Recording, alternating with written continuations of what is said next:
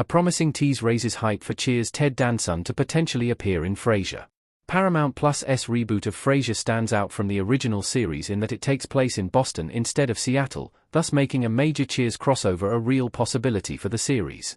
However, with the exception of Frasier's ex-wife Lilith, the 2023 Frasier reboot hasn't depicted Dr. Crane reuniting with his friends from Cheers, even after 2 full seasons in Boston. Boston is well remembered as the setting of the iconic 11-season NBC sitcom. Frasier Season 3 has the incredible opportunity to present a Cheers reunion decades in the making.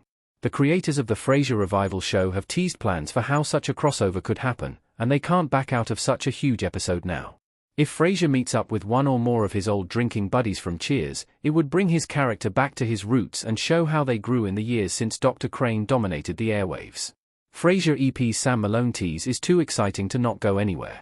All the work put into this Frasier Cheers crossover needs to pay off. Sam, Diane, and Frasier talking in Sam's office in Cheers. Writing a story in which Frasier reunites with his friends from Cheers that would satisfy fans is a challenging feat. However, in an interview with TV Insider, the show's EP and co-showrunner Joe Cristalli shared his team's plans to bring back Sam Malone in Frasier Season 3. Based on the planning that Frasier's writers put into this episode, it sounds like they have an extraordinary reunion in store for the show's audience. A crossover between Cheers and the Frasier reboot is too big not to show fans after building up so much hype. Though Cristalli and his team would ideally present the reunion in the near future, the delays in doing so show how they need to make sure they do the story right to make it worth the wait. Why Frasier's reboot needs to bring back Cheers characters like Sam Malone? A Frasier Cheers reunion would bring Frasier's journey full circle. Cheers was the show that introduced the world to Frasier Crane, so it's only natural for Frasier to have the character go back to where his story began.